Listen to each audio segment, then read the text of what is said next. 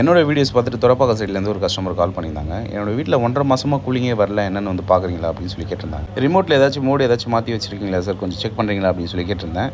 அது எல்லாமே செக் பண்ணி பார்த்துட்டேன். கூல் மோடில் தான் வச்சுருக்கேன். ஃபுல்லாக டர்போலையும் போட்டு பார்த்தேன். அது எந்த கூலிங்கும் வரல, வெறும் காற்று மட்டும் தான் வருது அப்படின்னு சொல்லி கஸ்டமர் சொல்லியிருந்தேன். சரி ஓகே சார், நீங்கள் லொக்கேஷன் மட்டும் ஷேர் பண்ணுங்கள், நான் வந்து விசிட் பண்ணி பார்க்குறேன்னு சொல்லிட்டு நானும் கஸ்டமர்கிட்ட இன்ஃபார்ம் பண்ணேன். நான் உங்களுக்கு வாட்ஸ்அப்பில் ஷேர் பண்ணுற லொக்கேஷனை நீங்கள் வந்துருங்க சார், ஒரு மணிக்குள்ளே வந்து பார்த்துருங்க சார், ஏன்னா வெளியே வந்து போகிற வேலை இருக்குது எனக்கு, வந்து பார்க்குறீங்களா அப்படின்னு சொல்லி கேட்டிருந்தாங்க. ஓகே சார், நான் அதுக்கு முன்னாடியே நான் வந்து உங்களுக்கு செக் பண்ணி கொடுத்துறேன் அப்படின்னு சொல்லிட்டு நானும் சைட்டை விசிட் பண்ணி பார்த்தேன்.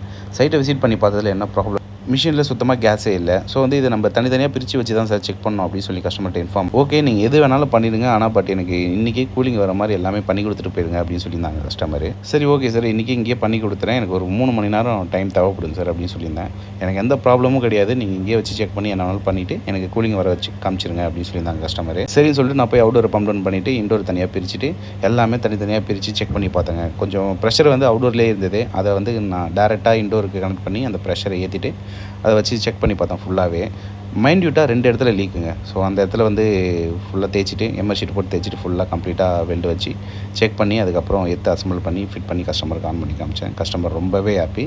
எனக்கு இதுக்கு முன்னாடி ஒருத்தவங்களை கூப்பிட்டேன், ஆனால் வந்து கேஸ் ஏற்றி விட்டுட்டு போயிட்டாங்க. ஸோ இது மாதிரி ப்ராப்பராக செக் பண்ணல அப்படின்னு சொல்லி கஸ்டமர் சொல்லியிருந்தாங்க. ஸோ வந்து இதுக்கப்புறம் இந்த ஒர்க் யாரும் அந்த மாதிரி பண்ணாதீங்க, செக் பண்ணி ப்ராப்பராக கேஸ் ஏற்றுங்க.